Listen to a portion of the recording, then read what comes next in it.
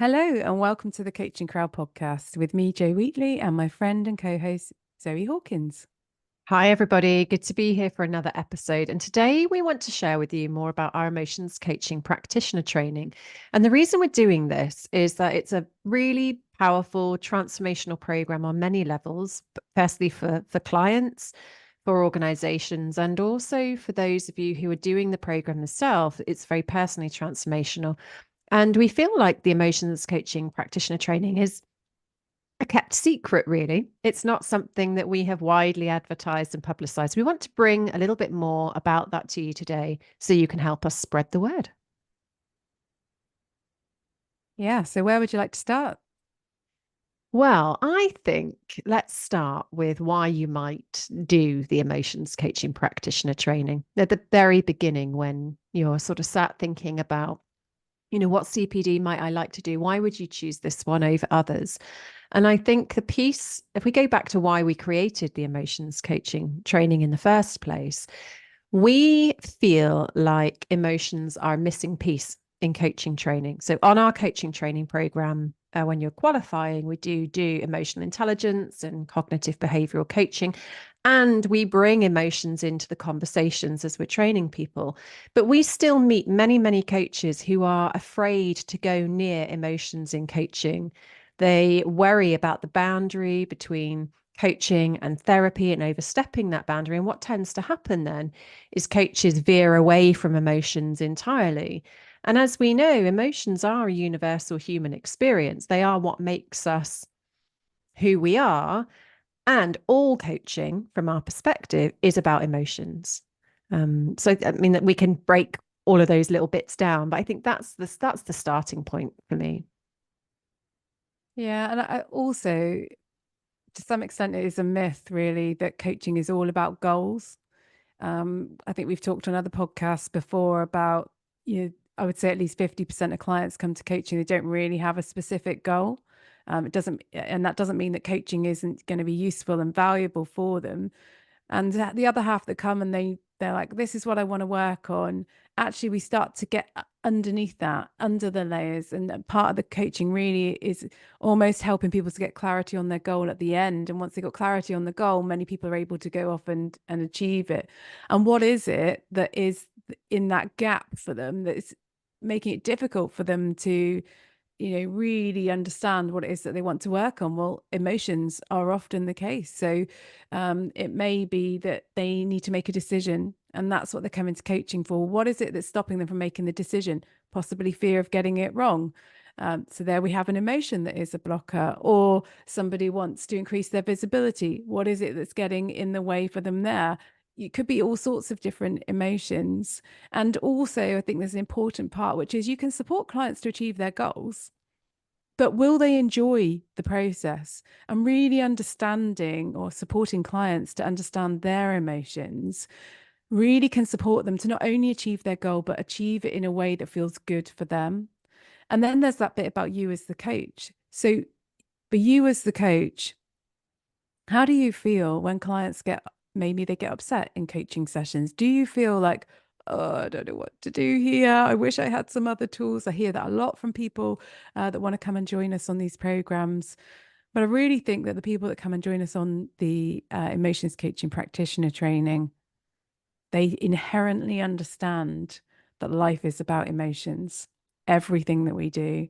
And they are really committed to supporting clients in the very best way that they can. They don't want to close down a certain area and be like, no, I don't do that.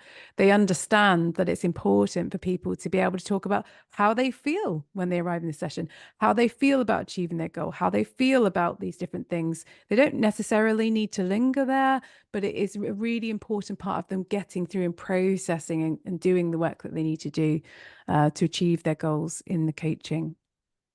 I think even the clients who aren't coming with blocks, but they're coming with aspirations, so they're coming and they want to be the best leader that they can be, or they want to, get promoted, so they're very much aspirational goals.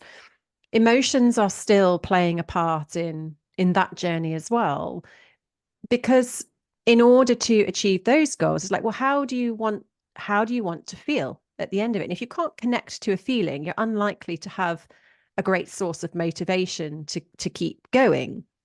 And they're often connected to, well, why is that important to you right now? Like, why is it important to you to be promoted?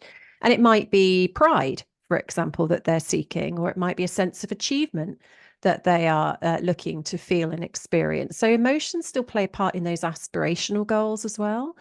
And I think with emotions coaching, what we see is that everybody has a relationship to their emotions.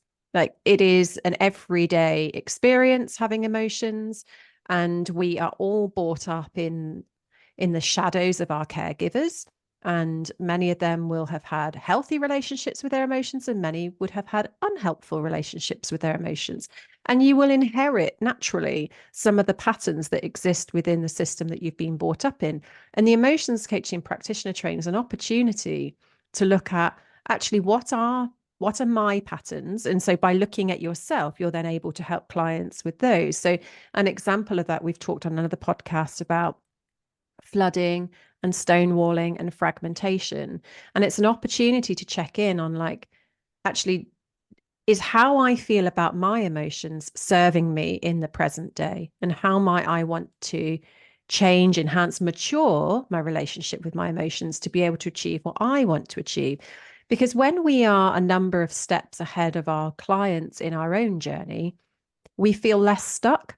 And so when a client arrives into a session and perhaps they might be bringing overwhelm, it's a typical emotion. If you yourself have an experience of overwhelm that you don't know how to work with or be with, you often will get a sense of being stuck when the client brings it. So it's an opportunity for you to expand your container. So the more that you grow, the more clients and the more topics that clients bring, you're able to serve. So I'm really proud of that with the emotions coaching practitioner training, that it wasn't designed to be personally transformational, but all the feedback we get on the program is just how powerful it has been personally for the people that complete this program. I think there's also a real groundswell of interest in somatic coaching. And somatic coaching really is all about our relationship with our emotions, where those emotions kind of get stored in the body, how we process them. So often when clients are talking about, in a coaching session about, the goal that they have, what they want to achieve, or the gap, that thing they need to do in order to achieve that goal, lots of clients will say things like, if you ask them, how do you feel about it? They'll say like, oh, it's starting to, but I've got this bubbly feeling, inside of me. And all of a sudden the conversation has changed from a very head based, what they think about things, into the feeling. So this, the emotions and the body are very much connected. So, if you want to be at the heart of, um, development and what's really important and where the coaching profession is going. We've talked before about AI and therefore the added importance of really being competent as coaches around emotions so that you stay up to date, you're not left behind. Then absolutely now is the time to be focusing on this more than ever before. So we could talk forever about the importance of emotions. It's definitely something that we work with every day in our coaching practice and the way that we are. Mm. But we There thought we'd is, sorry, there is just a couple of other things that came to mind just as you were talking there. There was the somatic piece, but there's also the piece where clients don't have the words. Those clients that arrive in a session, they're like, I just feel so, ugh, and I've been that person, where in my life, I'm just like, oh, everything is just so, ugh, and I don't know how to express that. And so, in this program, we help coaches to help clients have a language, because when you're able to express it, you're able to identify what needs you have and get those needs met. And this is really everything we've said so far is really about being at the center of everyday mental health. So there are lots of different professions that play a role in mental health. You have therapy, where you work with people who are in some kind of crisis. They're either in the thick of it or they're recovering from it or something. But there is everyday mental health, which is almost like a preventative. We've talked before, haven't we, about coaching being an insurance policy for mental health.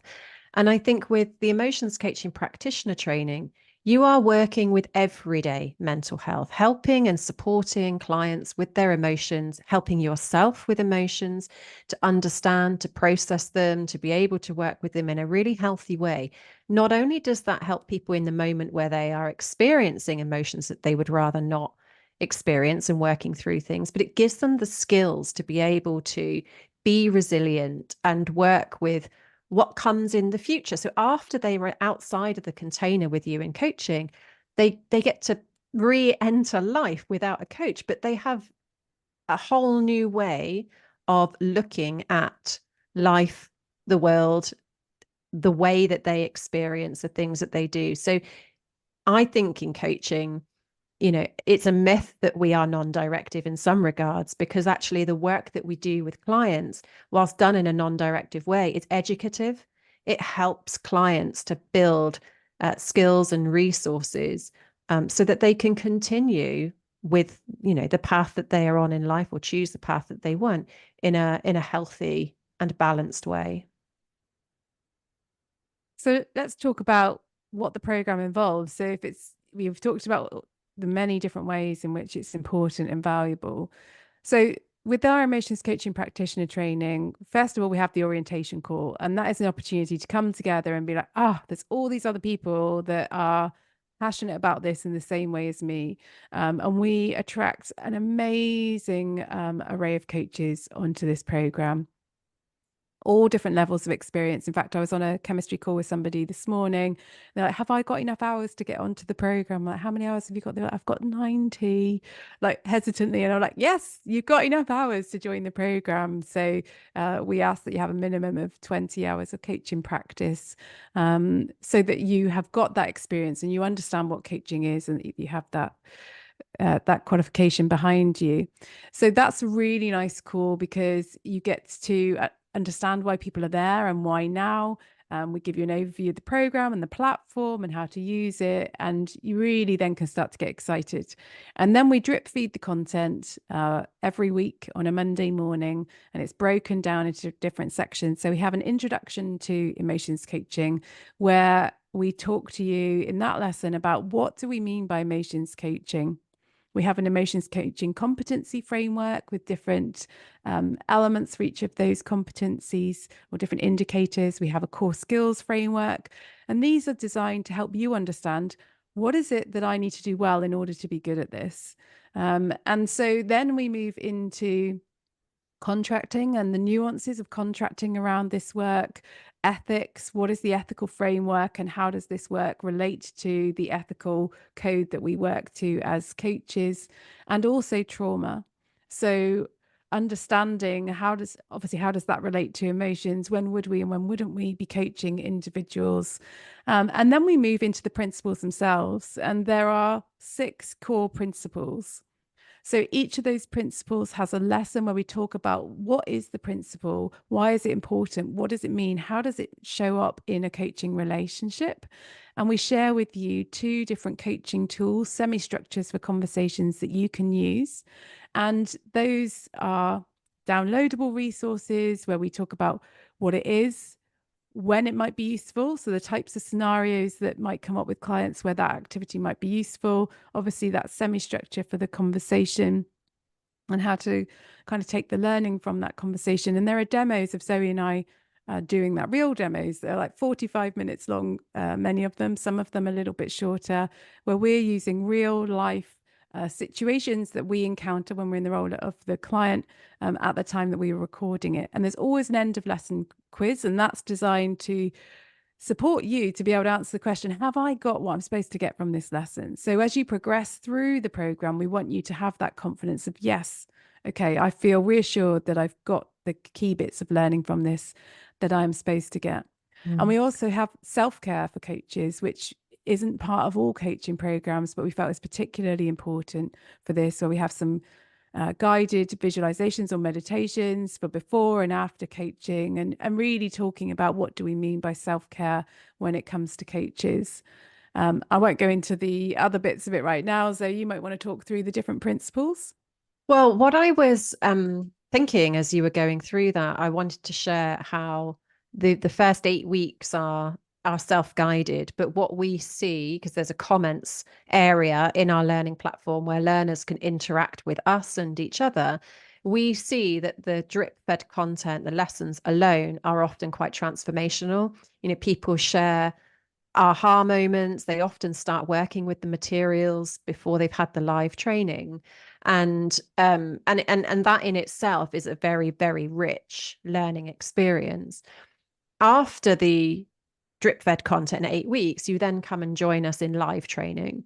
And the live training is an opportunity for you to get together with your cohort and practice all of the tools and concepts that you've been working with in the drip fed content over the course of the 8 weeks. And we offer different formats with that. So check our website for the latest formats, but we've done intensives, semi-intensives, and we're also looking at doing an evening session so people overseas can access the program, given that we're in the UK.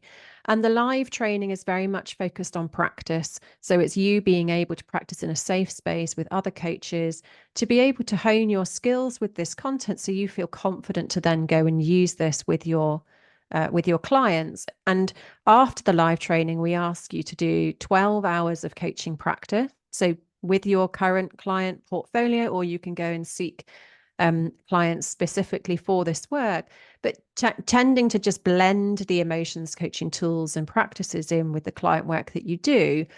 And during that time, we will hold 3 integration sessions. So these integration sessions I think of as group learning, where you would come and you'd share any successes and also bring any challenges or questions. And together as a cohort, we look at different ideas, opinions.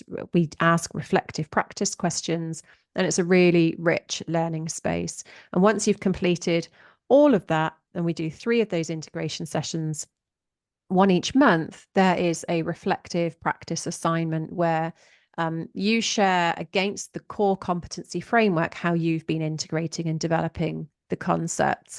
And it's a very light touch. So when we say assignment, if you've done our ILM coaching qualification, you might get a shiver because those assignments are meaty. But this is really about you being able to share your learning. It's not pass or fail as such. We would only reach out if there was an ethical issue that we wanted to readdress with you. It's really about you being able to deepen your reflective practice around this work. And then we love to qualify our practitioners. And when you qualify, you get access to additional resources. There is a quiz that we've built to help you in your marketing. And you'll get your ICF certificate as well. And the course is accredited with CCEs. So you'll have everything you need to continue your accreditation journey with the ICF there as well.